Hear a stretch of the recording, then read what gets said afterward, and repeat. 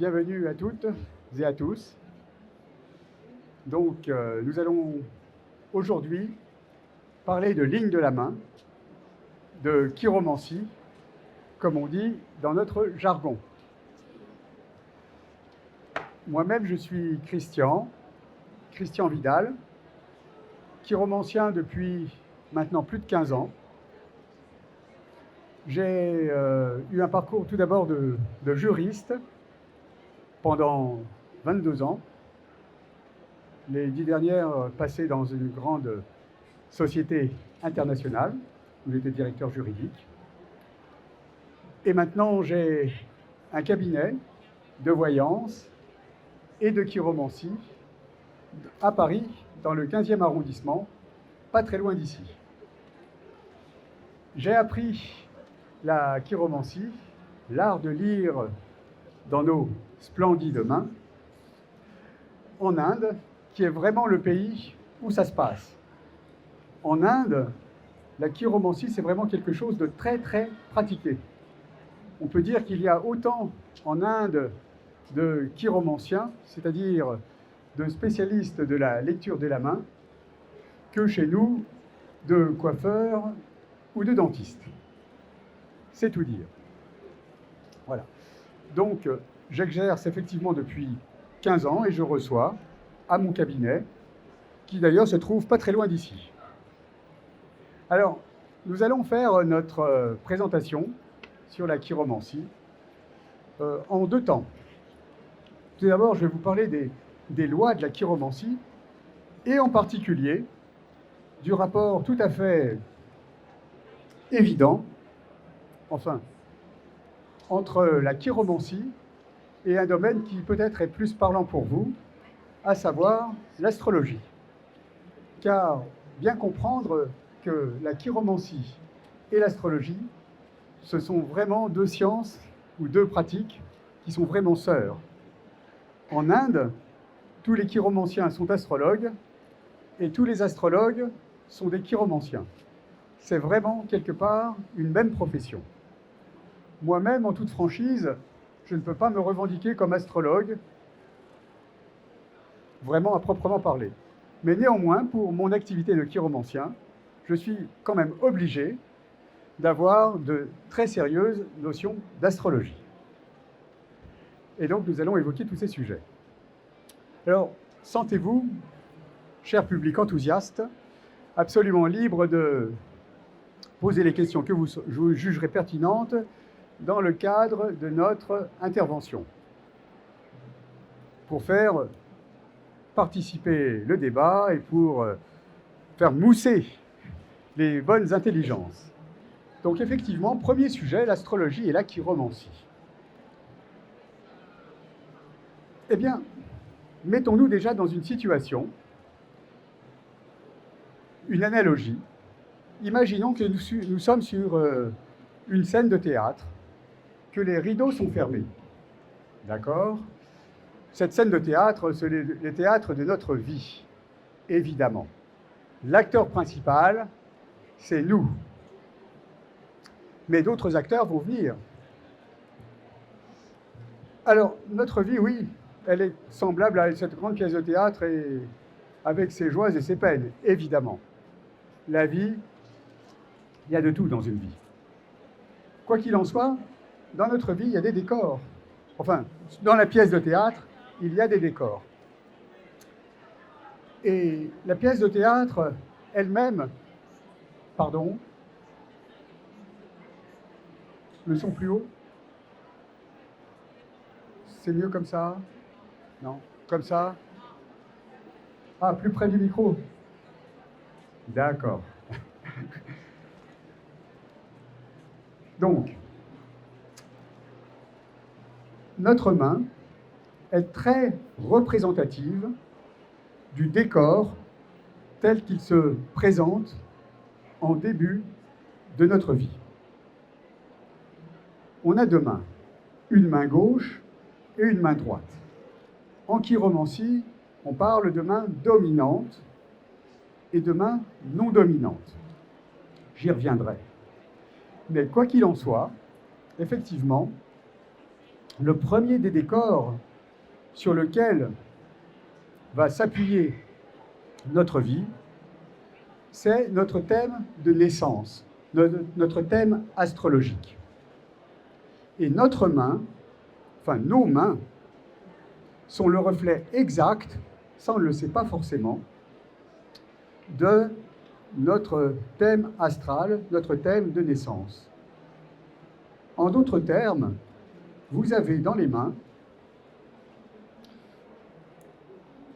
ce qu'on appelle les monts, comme c'est indiqué ici, et les monts correspondent aux zones de la main, aux parties de la main, et ces zones de la main, ces monts, ils expriment exactement notre thème astrologique, notre thème de naissance, dans lequel nous-mêmes, nous allons effectuer notre parcours de vie. Les monts, les voici. Regardons nos mains. Et vous voyez qu'effectivement, sur le schéma, vous avez des appellations qui correspondent exactement aux planètes maîtresses que vous trouvez expliquées dans les livres de chiromancie et dans les livres d'astrologie, et qui sont les planètes maîtresses du zodiaque. Le premier des monts très connus, c'est le mont de Vénus, qui correspond au bas de votre pouce. Et ce mont de Vénus, il est l'expression, la forme de l'influence de la planète Vénus, qui correspond évidemment à l'amour, dans votre vie. Et en fonction que votre mont de Vénus, n'est-ce pas, est plus ou moins bombé, rebondi ou plat sur votre main, ça exprimera la façon dont vous êtes capable d'avoir une vie sentimentale, une vie affective assez harmonieuse. Le mont de Vénus. Le deuxième mont que l'on voit dans la main, c'est ici indiqué. Alors, ce sont les monts des doigts maintenant, qui se trouvent à la racine des doigts, comme vous le voyez ici. C'est le mont de Jupiter, qui correspond à notre index. D'ailleurs, en chiromancie, ce mont de Jupiter, il se trouve donc juste en dessous de doigt. Le mont de Jupiter, il y a le doigt de Jupiter, c'est l'index, et c'est notre capacité à être optimiste dans la vie, avoir aussi un certain contrôle sur nos événements, et à avoir de l'ambition et un sens de la réussite en général. Le troisième mont, c'est Saturne, le numéro 3, qui correspond à notre majeur. Et le majeur, c'est le doigt de l'équilibre. Si on a un mont de Saturne assez fort, assez proéminent, et qu'on a un doigt de Saturne assez long, ça veut dire qu'on est quelqu'un d'assez sérieux, d'assez travailleur, et que nous prenons la vie avec beaucoup de sérénité, mais en même temps avec un grand sens des responsabilités pour vivre avec nos prochains et accueillir et s'occuper de notre famille avec le plus grand dévouement. Les Saturniens sont généralement des grands travailleurs. Le numéro 4, que vous voyez ici, toujours sur notre schéma, c'est le mont du Soleil, avec le doigt correspondant. Le doigt du Soleil et le mont du Soleil expriment plusieurs idées. Tout d'abord, le sens de la réussite dans la vie. Si vous avez un mont du Soleil proéminent et un doigt du Soleil assez conséquent, vous aurez un sens évident de l'esthétique, de la chance en argent, c'est pas négligeable, et vous serez effectivement, pour être un bon artiste, vous aurez de l'argent et vous vivrez plutôt de façon assez confortable. Il est dit que ceux qui ont un doigt du Soleil très fort sont aussi ceux qui réussissent dans le loto ou l'euro million, bref, la chance aux œufs. la chance au jeu.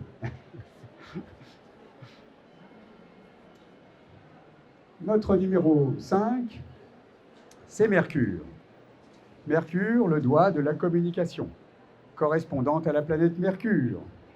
Mercure, c'est beaucoup de choses en même temps.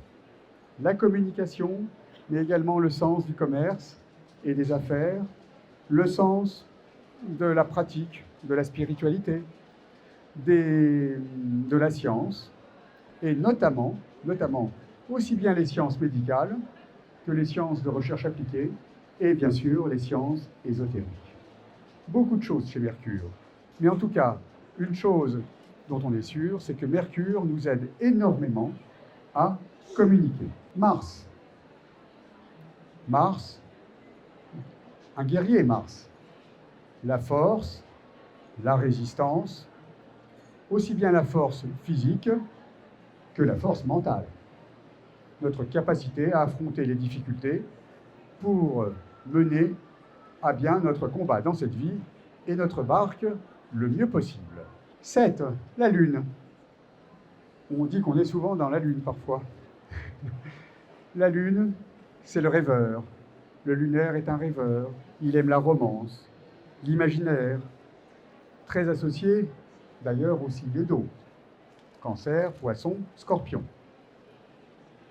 Rappelons d'ailleurs qu'à chacune de ces planètes qui sont ici présentes sont associés évidemment des signes astrologiques, les 12 signes du zodiaque.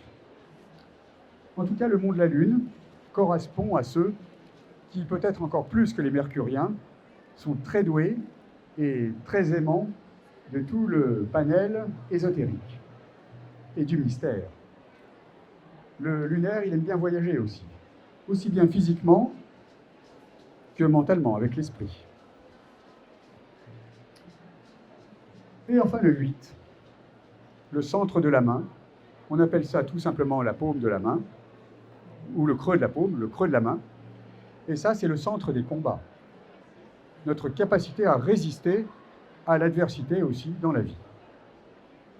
Et si la paume, elle est assez ferme, élastique, on sera quelqu'un d'équilibré, de malléable, mais en même temps, qui ne se laissera pas faire pour affronter ces défis au quotidien et sur le long terme. Alors, vous allez me dire, pourquoi je parle de tout ça? Pourquoi je parle de tout ça? Parce qu'effectivement, la lecture de nos mains et de ces fameuses lignes dont je vais vous parler maintenant, elle dépend énormément de la façon dont on comprend effectivement comment sont situés nos monts dans la main. Et il faut comprendre aussi une chose, et ça surprend toujours, que si notre signe astrologique, Cancer, Poisson, Bélier, Lion et j'en passe, si notre signe astrologique est particulièrement fort correspondant au mont qui lui va, si par exemple, en d'autres termes, je suis un natif de la Balance, sur le plan de l'astrologie, ou un natif du Taureau. Le Taureau, comme la Balance, sont très gouvernés par la planète Vénus. Et si mon mont de Vénus, comme par hasard, mais il n'y a pas de hasard, et si mon mont de Vénus est très développé dans ma main, eh bien, très curieusement, on remarquera que même sur le plan physique, morpho-psychologique, comme on dit, j'aurai une tendance à être un vénusien, c'est-à-dire un adepte des jolies choses, et disons-le, quelqu'un qui aime bien une vision assez sensuelle de la vie. En d'autres termes, si le mont est développé et qu'il correspond à notre profil sur le plan de la naissance, sur le plan astrologique, eh bien on aura toutes les chances d'avoir sur le plan physique un profil physique qui correspond exactement à notre mont et à notre naissance sur le plan astrologique. En d'autres termes, on voit parmi nous des gens qui ont une certaine morphopsychologie Par exemple, le grand maigre, si l'on peut dire, est traditionnellement considéré comme un saturnien, quelqu'un qui est plutôt dans le sérieux de la vie, assez questionneur, mais qui a un grand sens des responsabilités. Alors que le petit gros, pour prendre un peu une extrême, sera quelqu'un de plutôt jupitérien et qui sera plutôt jovial, qui aura aussi un sens des responsabilités, mais pas de la même façon, tout en étant un peu plus ouvert et aimant la vie en société. Eh bien, tout ceci, on le voit avec la force du monde dans la main. Est-ce que je me suis fait comprendre jusqu'à présent? En tout cas, ceci est vraiment passionnant et on pourrait vraiment faire une conférence tout entière rien que sur le sujet. Mais maintenant, je voudrais, sur le temps qui nous reste, qui nous est imparti, vous parler plus spécifiquement de ces fameuses lignes de la main. Elles sont là, bien là, et elles font partie du décor. Je parlais du décor tout à l'heure. Alors le décor, il est formé des monts, les collines qui en quelque sorte sont présentes dans notre main. Les monts, c'est les zones, mais en même temps, c'est les parties potelées de la main. Si ce n'est que la plaine de Mars elle-même au milieu, elle est, elle, bien plate ou creuse. Et puis, dans ce paysage géographique, si l'on peut dire, il n'y a pas seulement des plaines, plaine de Mars, ou des monts, monts de Jupiter, Saturne, etc. Mais il y a des fleuves, les fleuves qui irriguent les prairies verdoyantes et fleuries de votre vie, n'est-ce pas? Et les fleuves, ce sont les lignes de la main. Et là, je voudrais vraiment insister sur un sujet important, qui est que nos lignes, détaillons-les dès à présent, nos lignes, elles changent. Elles changent avec le temps. On va les regarder en détail. Mais déjà, comprenons bien cette idée. Quand on parle de lignes de la main, on parle des lignes sur deux mains, une gauche et une droite. Bon, il n'y a pas de politique là-dessous, hein, d'accord? Mais en termes de gauche et de droite, en chiromancie, c'est plutôt une histoire de main dominante et de main non dominante. Et généralement, dans notre société de droitiers, la main dominante, c'est la main droite. Pourquoi dominante? En ce sens que c'est la main avec laquelle on écrit. Alors que la main non dominante, ce sera la main avec laquelle on n'écrit pas. Et généralement, on n'écrit pas avec la main gauche. Quoique. Mais justement, on parle de main non dominante et de main non dominante parce que les lignes de notre main dominante changent, alors que les lignes de notre main non dominante ne changent pas. Et ça, c'est très important à considérer. Car toute l'analyse du chiromancien ou de la chiromancienne, qui n'a rien à voir avec Madame Irma, n'est-ce pas? Eh bien, cette analyse, elle est fondée sur le fait que les lignes, elles changent ou ne changent pas. D'accord? Je vais quand même rappeler brièvement l'histoire de ce changement des mains et le changement des lignes. Parce qu'au fait, je parle de changement des lignes, mais au cours de notre vie, ce n'est pas seulement les lignes qui changent.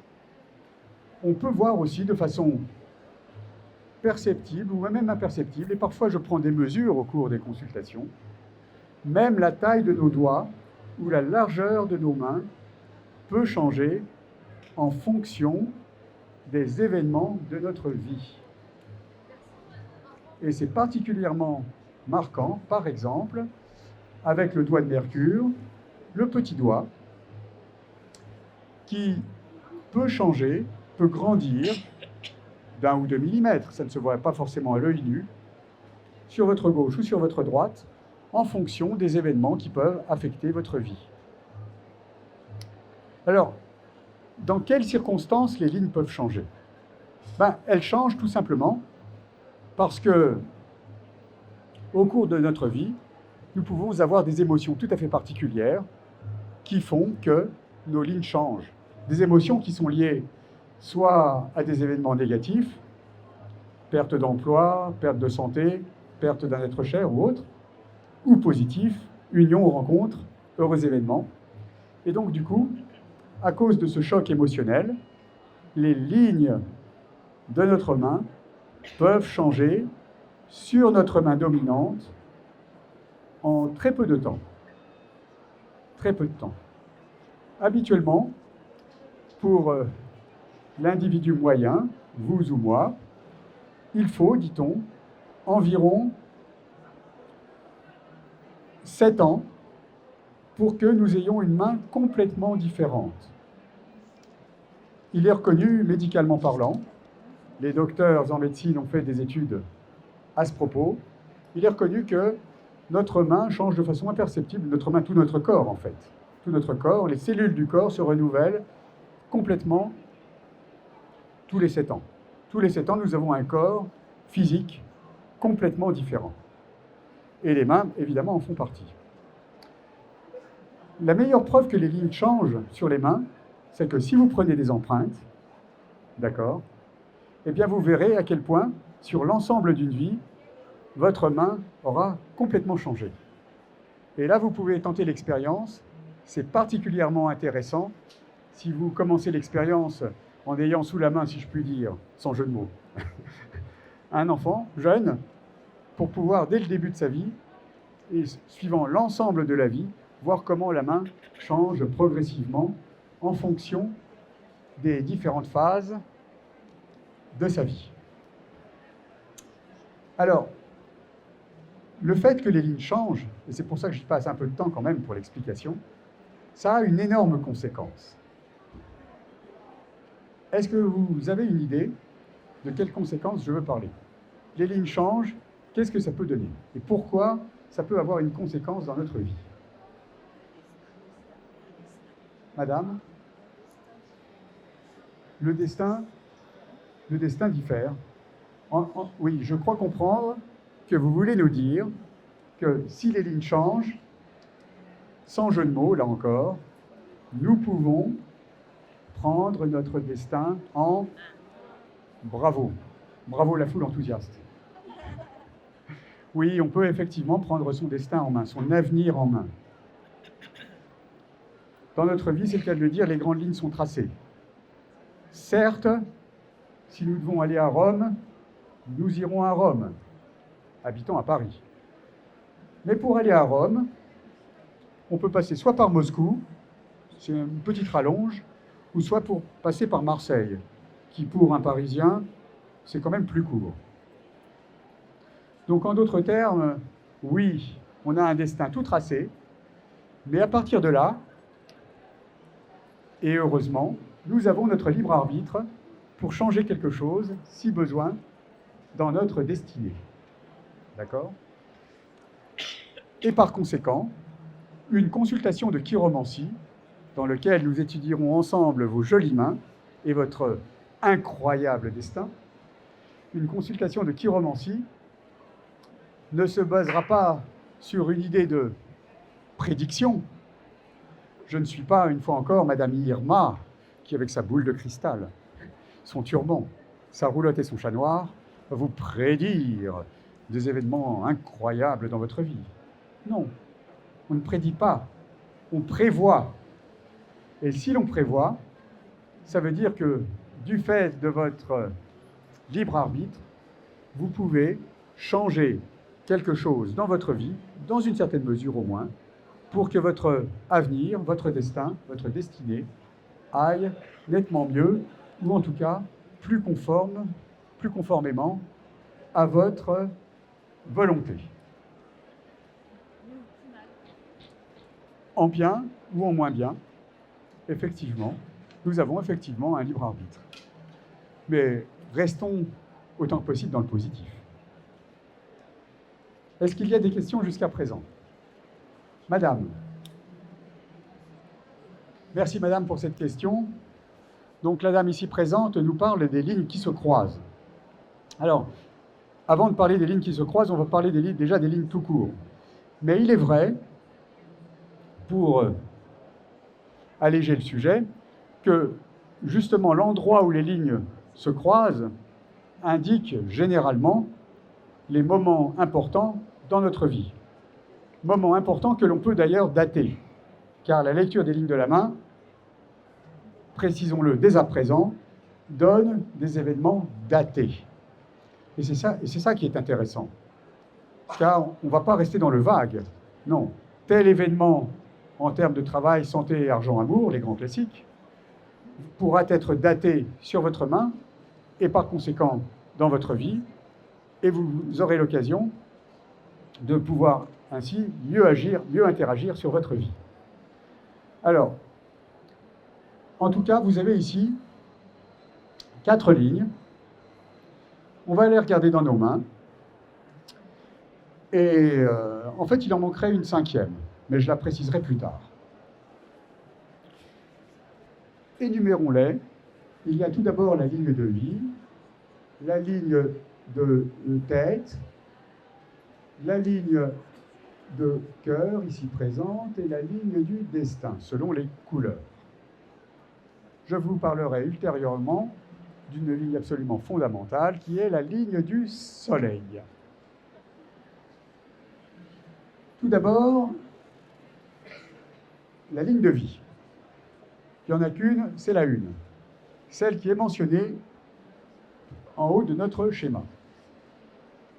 Alors, habituellement, cette ligne de vie, elle est facile à trouver. Et parfois, dans les conférences, il y a quelqu'un qui m'interrompt ou qui intervient en disant « Ma ligne de vie est drôlement courte. » Ah là là. Alors, la ligne de vie, est-ce que tout le monde la voit? C'est celle qui fait le grand tour de votre pouce. La grande arc. Pardon, madame? Sur le schéma, la ligne de vie, ce sera la bleue, là. Elle fait le tour du pouce. On ne voit pas les couleurs? Ah oui. Donc, la bleue, et elle part ici du haut de votre pouce pour descendre en direction du poignet. Alors, le grand classique, effectivement, de cette pensée, ma ligne de vie est courte, donc... ah oui. Et là, je vous précise. Donc, est-ce que quelqu'un ici a une ligne de vie assez courte? Non. La vôtre est courte? Oui. Ah, il y a une rupture, oui. Donc, oui. Ah oui, oh là là. Oui. Je précise que les consultations sont payables d'avance. Non. C'est pas parce que l'on a une ligne de vie très courte que l'on aura nécessairement une existence très courte. Quoique. Non, chère madame, en réalité, si on regarde votre belle main et votre belle ligne avec une lampe, c'est ce que je fais d'ailleurs quand je donne les consultations, évidemment, on s'apercevra que votre ligne de vie, elle est peut-être beaucoup plus longue que vous ne pourriez le penser. Première chose. Deuxième chose, effectivement, en fonction de la force de votre ligne de vie sur votre main, on peut voir à des dates relativement précises les moments dans votre vie où vous êtes plus ou moins en bonne santé. Car la ligne de vie, elle exprime non point tant la quantité de vie que la qualité de vie, au sens pathologique et au sens santé. Il est vrai qu'habituellement, une ligne de vie rompue, et d'autant plus si on peut la dater, ce n'est pas forcément quelque chose de positif. Une ligne doit être longue, forte et sans coupure, car une ligne de vie rompue, ça nous fait le coup du fil électrique, puisqu'elle conduit l'électricité, en tout cas l'énergie. D'accord? Bref, tout cela est fort intéressant, car si évidemment on voit une ligne de vie qui n'est pas dans l'état où on souhaiterait qu'elle est, bien le chiromancien vous dira, monsieur ou madame, probablement vous risquez d'avoir telle ou telle pathologie à tel âge. Bon, précisons quand même une chose, c'est que je ne suis pas docteur. Je ne prétends pas l'être. Je ne veux pas être dans l'exercice illégal de la médecine. Chacun son métier. D'accord? Mais il existe d'ailleurs des livres de chiromancie médicale proprement écrits par des docteurs en médecine, qui, eux, connaissent le domaine. Moi, à mon humble niveau, je peux au moins vous indiquer les parties du corps, a priori, qui sont touchées en cas de pathologie. Ça nous donne au moins une indication essentielle. Et après, évidemment, à vous de vérifier avec la personne compétente, le professionnel requis, pour voir si ce que l'on voit est juste ou moins. Mais sachez quand même que dans l'un de mes ouvrages, la chiromancie pour les nuls, j'ai reproduit, avec la permission de l'intéressé, un échange que j'ai eu avec une dame qui m'a vraiment remercié de lui avoir annoncé quelque chose qui n'allait pas sur le plan cardiovasculaire. Elle n'y croyait pas, elle se sentait en pleine forme. Quand elle a été voir le docteur, lui-même lui a révélé que probablement elle avait vu un affabulateur. Elle a quand même insisté pour faire l'examen. Et selon ses propres dires, le docteur est revenu après l'examen assez gêné, pour tout dire. Et en lui disant, Madame, bah écoutez, c'est bien qu'on ait fait l'analyse maintenant.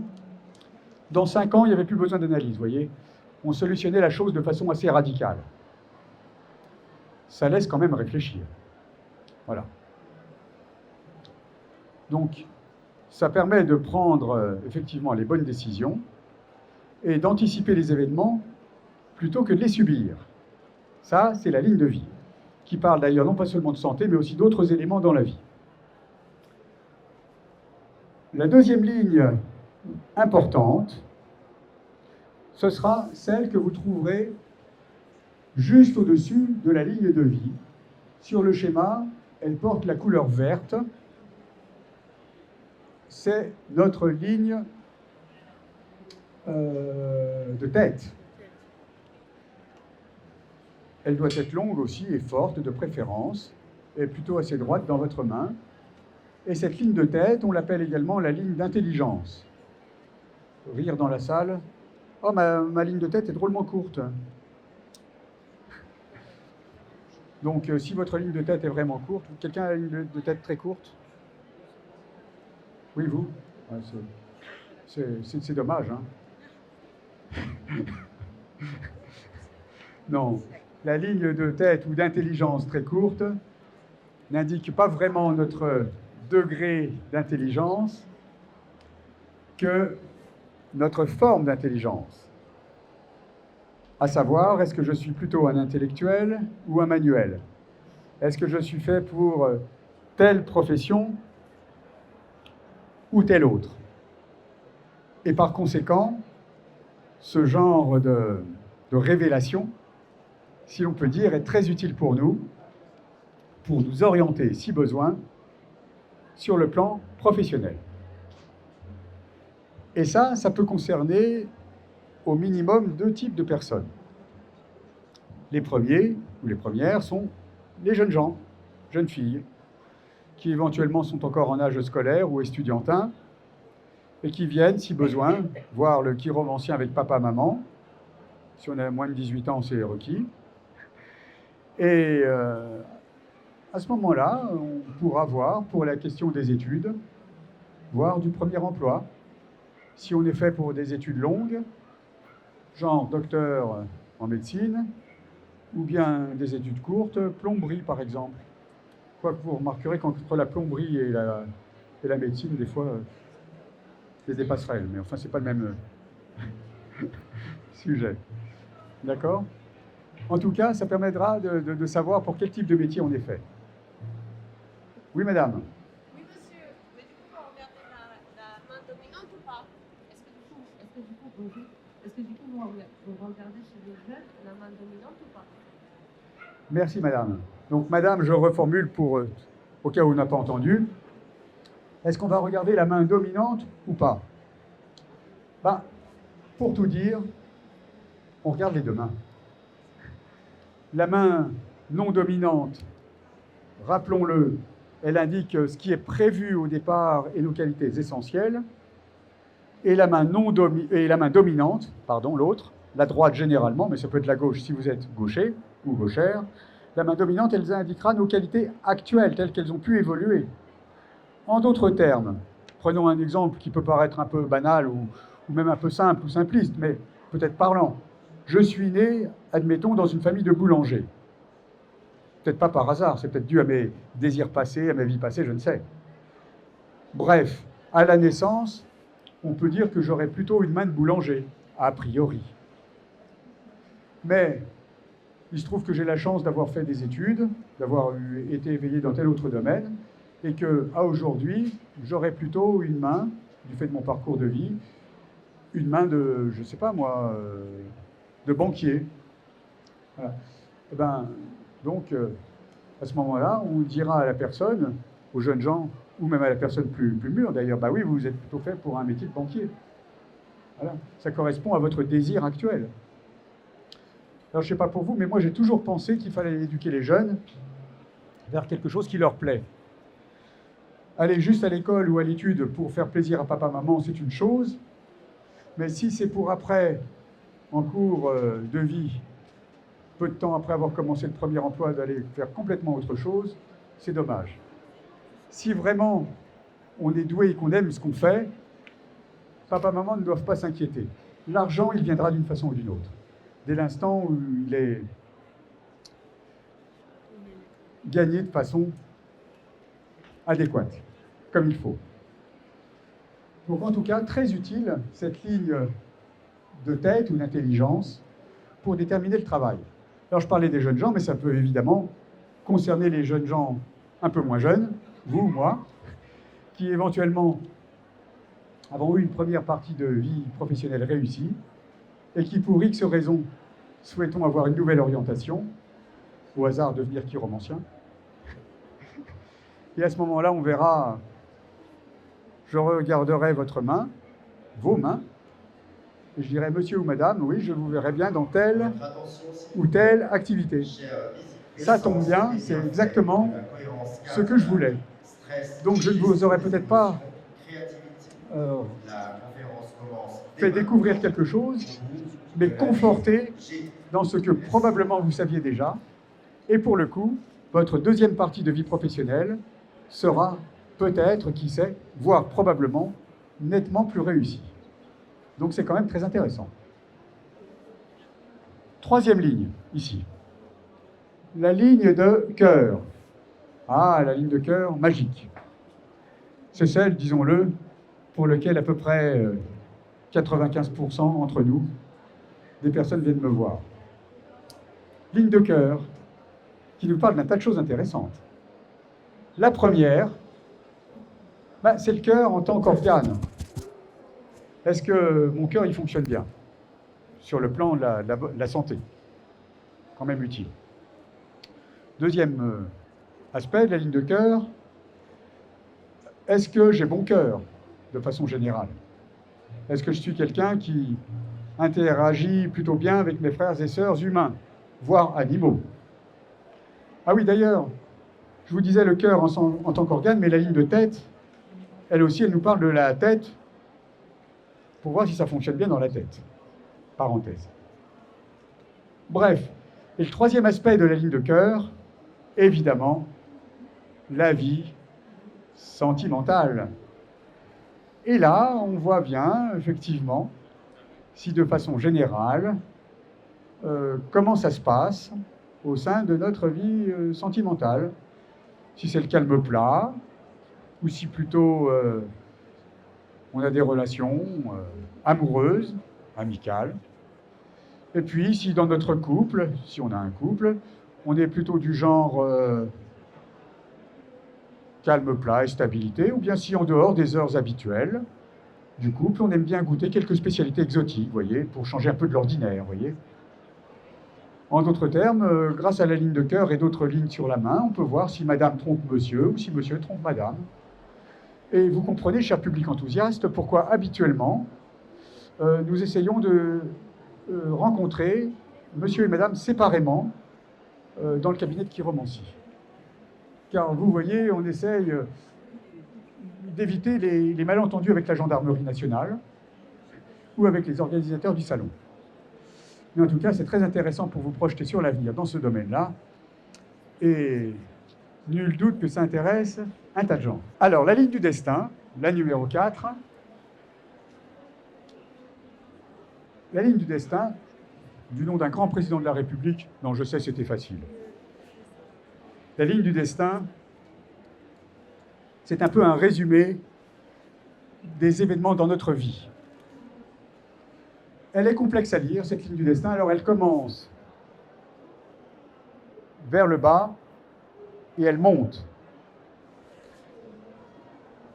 Cette ligne du destin, elle se dirige vers votre doigt de Saturne, dont on a parlé précédemment, le majeur. Et cette ligne du destin, elle récapitule les événements les plus importants dans votre vie, en termes de profession, de déménagement, de stabilité sur le plan de l'habitat, de certains événements familiaux importants. C'est la ligne définitivement la plus intéressante pour nous projeter vers notre destinée, vers notre avenir. D'accord? Et à partir de là, c'est là qu'on peut voir si notre avenir va être assez brillant et prendre, si besoin, les décisions en ce sens. Pour autant, cette ligne du destin ici ne serait pas complète sans sa sœur jumelle, qui n'est pas présente ici sur notre schéma. Mais vous allez la trouver facilement, je pense, sur votre main. Donc regardez votre main gauche ou droite, peu importe, et regardons ensemble la ligne du soleil. Aussi bien votre ligne du destin, elle commence plus ou moins bas sur votre main, elle se dirige vers votre majeur. La ligne du soleil, elle est sa parallèle, très souvent, et elle se dirige vers l'avant-dernier doigt, celui qui généralement porte la bague, l'annulaire. D'accord? Et cette ligne du soleil, vous ne la voyez pas? Non, c'est celle-ci du destin. Destin ici, ligne du soleil ici. Je ne la vois pas. D'accord? Tout le monde voit sa ligne du soleil? Non? Ligne du destin, ligne du soleil. Ligne du destin, ligne du soleil. Sous l'avant-dernier doigt.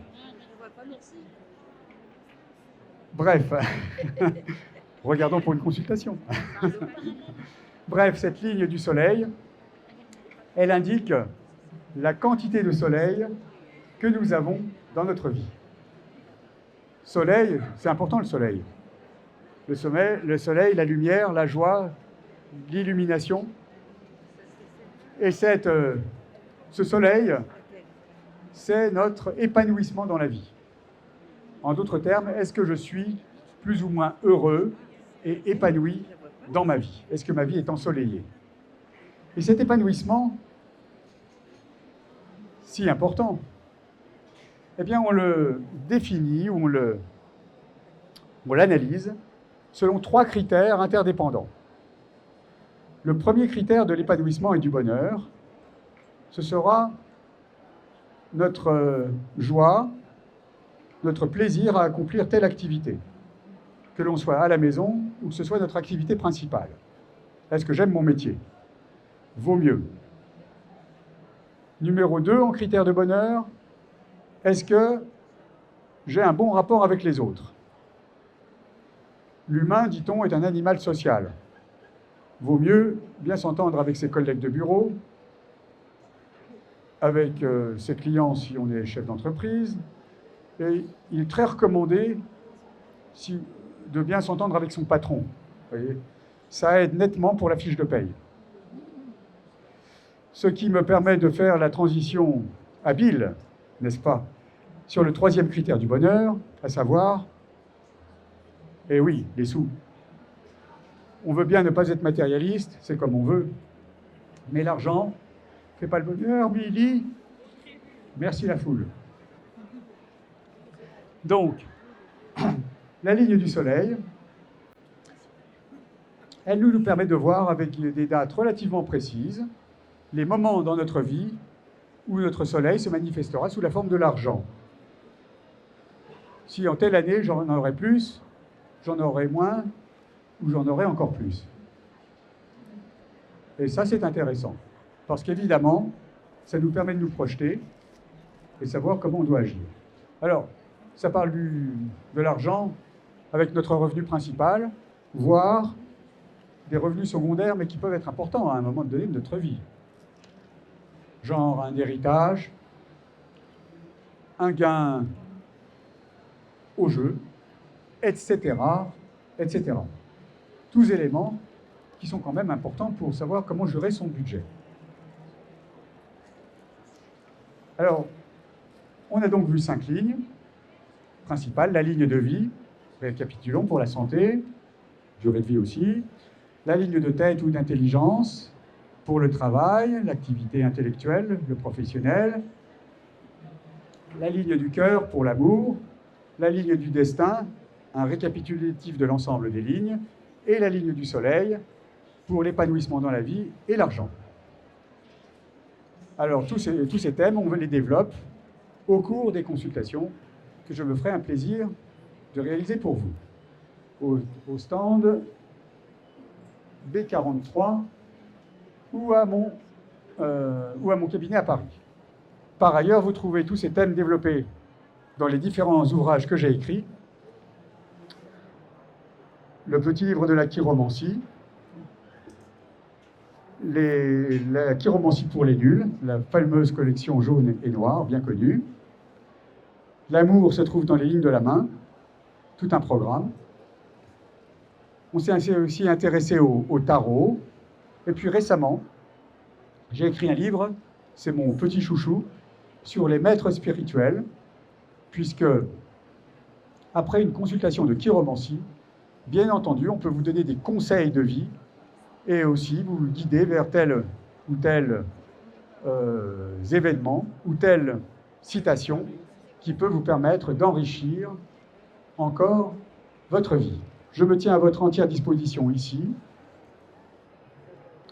sur le stand B43, ou bien à mon cabinet à Paris, dans le 15e arrondissement, à 2 pas d'ici. Je vous remercie pour votre aimable attention et à bientôt, j'espère.